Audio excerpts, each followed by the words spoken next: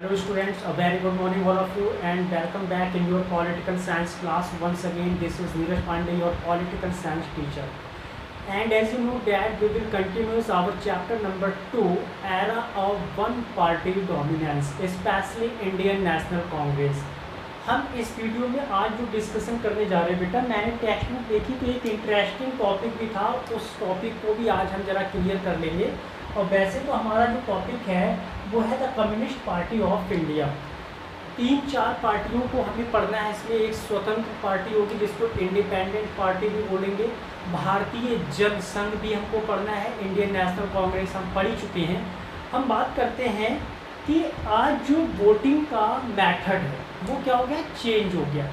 लेकिन if we see in the past, specially in the first and second general election in India, the first general election was held in 1951 and 52, October 1951 to March 1952. These days we used the EVM machine. EVM machine, the full form of EVM, electronic voting machine. आज हम और आप electronic voting machine का use करते हैं। तो electronic voting machine में क्या होता है कि इलेक्ट्रॉनिक वोटिंग मशीन में इस प्रकार से सिंबल होते हैं, नेम होते हैं और यहाँ पे बटन होता है और हम जो भी कैंडिडेट को चुनना चाहते हैं, सिलेक्ट करना चाहते हैं, उसके आगे प्रेस कर दें।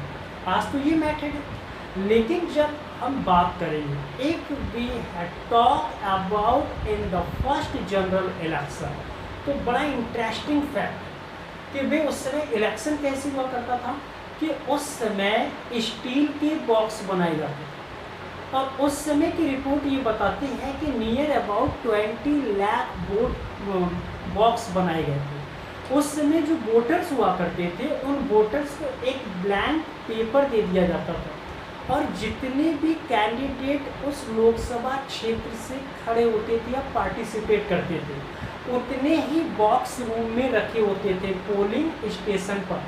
और when a voter came into the room and carrying a blank paper and used that papers without stamp, that voters goes to the steel box and our ballot paper throw in this box।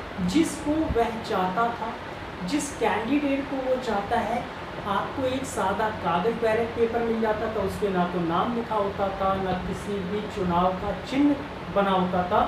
बस क्या था कि जितने candidate थे उतने steel के क्या थे, बॉक्स रखे होते थे और स्टील के बॉक्स पे कैंडिडेट जिस पार्टी से है उस पार्टी का सिंबल हुआ करता था आउटसाइड और इनसाइड दोनों तरफ से। अब बाई चांस मान लीजिए मुझे एक ब्लैंक पेपर मिला और मैं कांग्रेस को वोट देना चाह रहा हूँ, तो मैं क्या करता था, उस बैलेट पेपर को फोल्ड करता था और फोल्ड करने के बाद कांग्रेस का सिंबल जो हाथ का पंजा हुआ उसके बॉक्स में जाके उसी में डाल देता था। तो वो वोट किसको माना गया, जिस बॉक्स से जितनी भी पर्चियाँ निकलती थी उसको काउंट कर लिया जाता था। इस प्रकार से क्या होता था, इलेक्शन हुआ करता था। और ये मेथड फर्स्ट एंड सेकंड दोनों जनरल इलेक्शन में चला। धीरे धीरे क्या हुआ, जब थर्ड जनरल इलेक्शन आया तो election commission of India was change the method in third general election. उसमें क्या हुआ, अब बैलेट पेपर छपने लगा, बैलेट पेपर्स में name of the candidate and the symbol of the party. फिर हमको एक स्टैम्प मिलती थी और उस स्टैम्प से हमको जो कैंडिडेट को वोट देना है उस पर स्टैम्प लगाते थे और फिर वो बैलेट पेपर फोल्ड करके हम उस स्टील के बॉक्स में डाल देते। Nowadays, the Election Commission of India have totally changed the ballot paper types elections. But in the present time, panchayat चुनाव will be on the basis of ballot paper। लेकिन क्या होता है, लेजिस्लेटिव इलेक्शन में, लोकसभा इलेक्शंस में अब ईवीएम का use होता है। क्लियर हुआ यहाँ तक। अब हम बात करते हैं बेटा the communist party of India. आपको मेरे चैनल पे ये बताना है कि जब मैंने आपको फर्स्ट जनरल इलेक्शन का रिजल्ट बताया और मैंने कहा कि कांग्रेस को कितनी सीटें मिली पहले इलेक्शन में और सेकेंड जो टॉप की पार्टी थी वो थी the communist party of India. आपको ये बताना है टाइप करके कि communist party of India, the communist party of India को कितनी सीटें मिली थी, मैंने उस दिन वीडियो में डिस्कस किया था।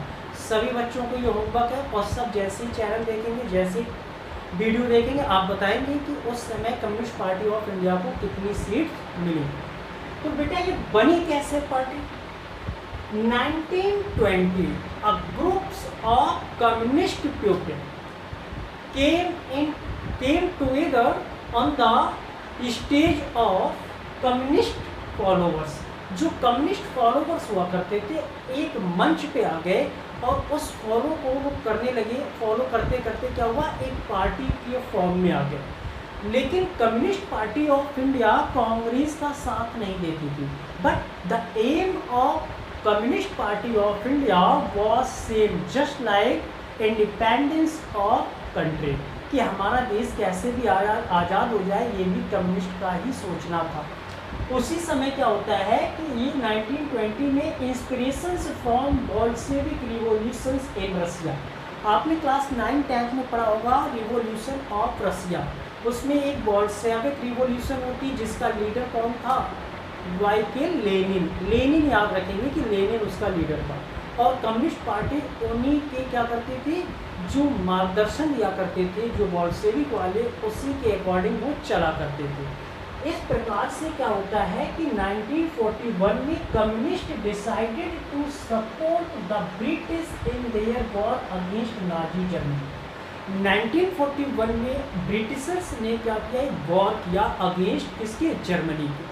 और जर्मनी में कौन था भाई, एक नाजी पार्टी थी और जिसका चांसलर और लीडर कौन था, जिसका नाम आप सब जानते हैं, you are familiar that person name Hitler. Hitler का नाम जानते हैं ना, तो हिटलर। तो 1941 में कम्युनिस्ट ने किसका साथ दिया था, ब्रिटिश का साथ दिया था, कि वे हम आपका इस युद्ध में साथ देंगे, वॉर में जर्मनी के अगेंस्ट। धीरे धीरे क्या हुआ, जैसे इंडिपेंडेंट के टाइम इंडिया और ब्रिटिशर्स में जब महासंग्राम होता है, तो उस समय सभी पार्टियां एक होकर के कैसे भी एक ड्रीम देखा हुआ था कि हमें अपने देश को आज़ाद कराना है। इसी में एक वेरी ग्रेट फेमस लीडर रहे A.K. गोपालन। A.K. गोपालन पहले क्या थे, A.K. गोपालन was a very famous leader of Congress, but in 1939 he joined communist party of India and 1964 and bracket में मैंने लिखा ये मार्क्सिस्ट है। जो कम्युनिस्ट पार्टी ऑफ इंडिया में भी दो पार्टियां बन गई, एक कम्युनिस्ट पार्टी ऑफ इंडिया, एक communist party of India Marxist. तो बाद में उन्होंने 1964 में मार्क्सिस्ट पार्टी को ज्वाइन कर लिया था। तो इस प्रकार से आज भी ये पार्टी हमारे देश में है, स्पेशली ये साउथ में इसका क्या है, वर्चस्व है। तो thanks for watching and see you in the next video with the new topic from the chapter number 2।